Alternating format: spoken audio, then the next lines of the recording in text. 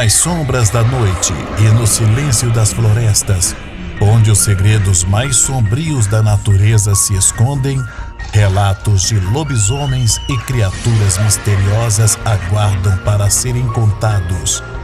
Bem-vindos ao lugar onde o sobrenatural ganha vida. O preço do pacto. A história de Álvaro.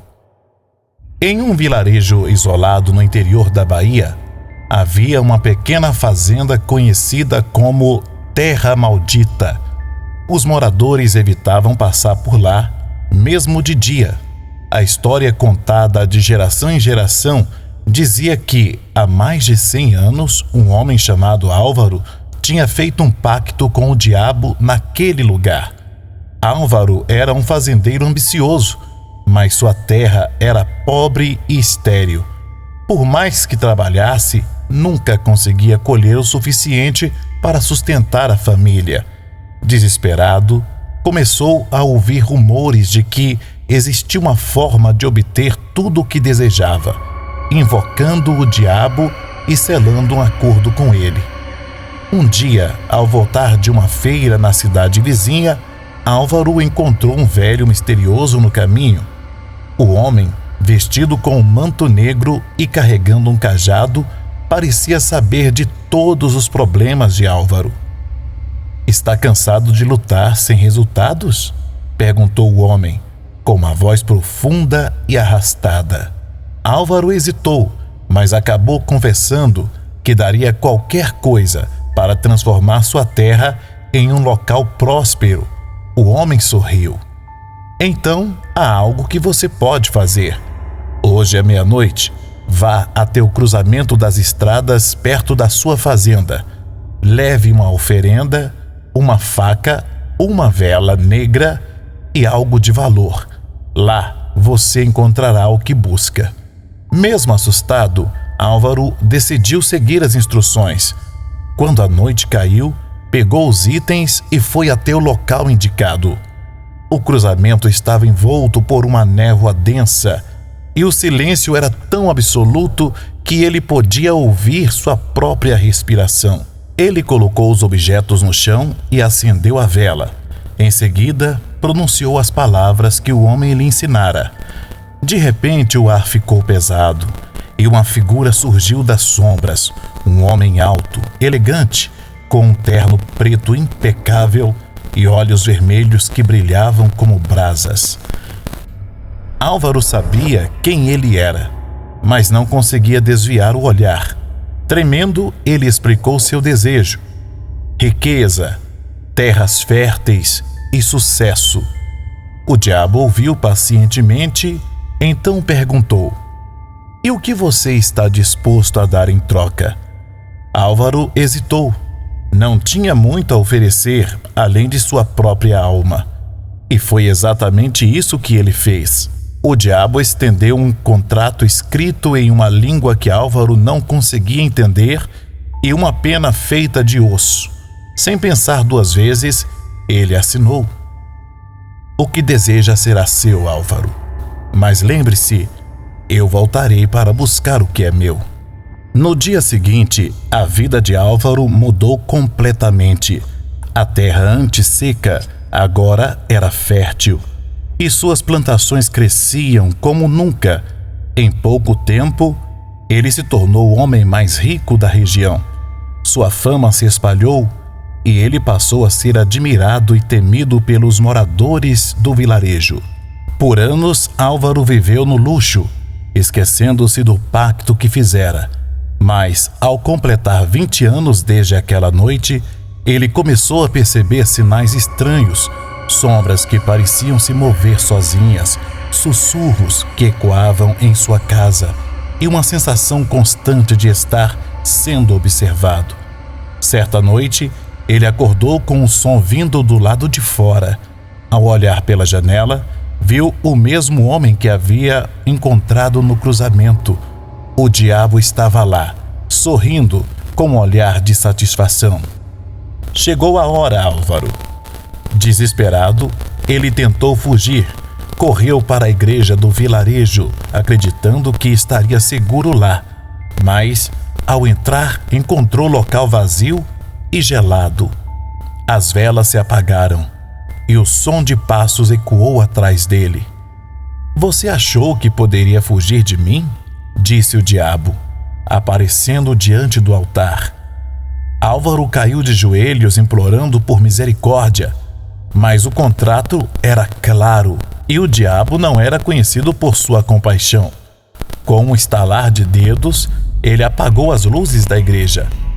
A última coisa que Álvaro viu foi o sorriso sádico do demônio antes de sua alma ser arrastada para a escuridão eterna. Depois daquela noite, a fazenda de Álvaro voltou a ser estéril e ninguém mais ousou morar ali. Até hoje, quem passa pelo local à meia-noite diz ouvir gritos e risadas macabras. Alguns até juram ver a sombra de um homem sendo perseguida por algo muito maior, como um aviso de que pactos com o diabo sempre têm um preço alto a ser pago. A possessão de Clara. O demônio na casa de campo.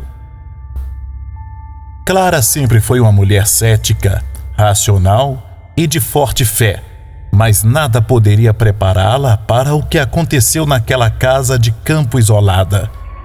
Ela e o marido Daniel decidiram passar um fim de semana fora da cidade para descansar. A casa era antiga, uma construção de época, localizada na periferia de um pequeno vilarejo no interior de Minas Gerais. Logo após chegarem, Clara e Daniel se instalaram na casa e começaram a explorar a propriedade. A casa era grande, com móveis antigos e um ambiente que exalava um ar de mistério. Ao entrar no porão, Clara encontrou uma caixa de madeira antiga, guardada em um canto escondido. Dentro da caixa havia uma série de livros velhos e objetos que pareciam ter algum significado esotérico, velas, amuletos e símbolos estranhos. Clara, sem pensar muito no assunto, decidiu deixar a caixa onde estava e voltar para casa com Daniel. Mas algo naquele porão a perturbou. Não era o medo de estar em um lugar desconhecido, mas a sensação de que algo estava assistindo-a, algo presente, algo que não deveria estar ali. Naquela noite, enquanto jantavam na sala de estar, Clara começou a sentir uma presença estranha. Sentia um calafrio na espinha e não conseguia evitar olhar para os cantos da sala, como se esperasse que alguém ou algo surgisse das sombras. Ela tentou afastar a sensação, mas, à medida que as horas passavam, o desconforto aumentava. Foi então que, já tarde da noite, Daniel foi até o porão buscar mais lenha para a lareira. Quando ele voltou, parecia alterado, quase como se estivesse em transe. "Clara, você não vai acreditar no que encontrei lá embaixo", ele disse, a voz estranhamente suave. Clara olhou para ele, mas não gostou da maneira como ele estava agindo. Ele parecia distante, com os olhos vidrados, como se estivesse olhando para algo que não estava ali. "O que foi, Daniel? Você está bem?" ela perguntou preocupada. Ele sorriu de maneira estranha, algo que não parecia com ele. "Não sei, mas encontrei algo que você vai querer ver", respondeu ele, com um tom de voz que não lhe era familiar. Clara seguiu Daniel até o porão, onde ele a conduziu até a mesma caixa de madeira, mas, desta vez, ela percebeu que a caixa estava aberta.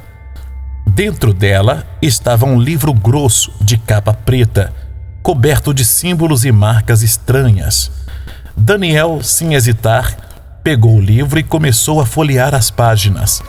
Clara tentou impedir, mas algo dentro dela a impedia de tomar qualquer ação. De repente, Daniel começou a recitar palavras em uma língua que ele nunca tinha ouvido. Sua voz ficou grave e distorcida. e uma sensação de pavor tomou conta de Clara. Ela tentou interrompê-lo, mas não conseguiu se mover, como se uma força invisível a estivesse prendendo no lugar. Foi neste momento que ela percebeu o que estava acontecendo. Daniel não era mais ele mesmo. Algo estava dentro dele, controlando seus movimentos, sua voz, sua mente. O corpo de Daniel começou a contorcer-se, como se estivesse lutando contra uma força interna, e seus olhos ficaram completamente negros. Clara sentiu o ar ficar pesado e um mal indescritível tomar conta do ambiente. Clara, a voz de Daniel, agora completamente alterada, chamou por ela. Você deveria ter me deixado em paz. O homem que antes ela amava, agora não era mais ele. Um demônio havia tomado seu corpo e Clara não sabia como lutar contra isso. O demônio começou a rir, um riso abafado que parecia vir de todas as direções. E Clara sentiu uma pressão em sua cabeça, como se estivesse prestes a explodir. Desesperada, ela correu até a sala e pegou o telefone para ligar para ajuda. Mas, quando olhou para trás, Daniel estava em pé na porta do porão, com um sorriso monstruoso no rosto, como se soubesse exatamente o que ela estava fazendo. Não adianta, Clara. A voz distorcida dele sussurrou. Você já não tem mais escolha. Naquela noite, Clara ficou trancada na casa, tentando se proteger, mas o demônio estava sempre lá, em cada canto, em cada sombra.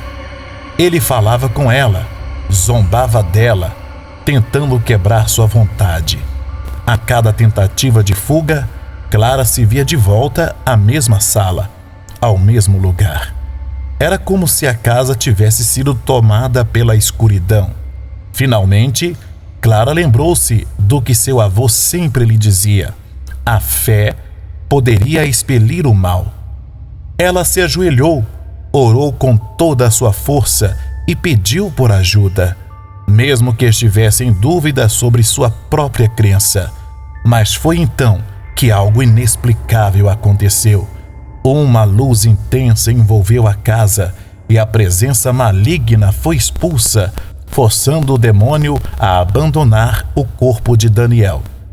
Daniel acordou no chão do porão, sem lembrar de nada. Ele estava fraco e confuso, mas Clara soubera que ele havia sido salvo.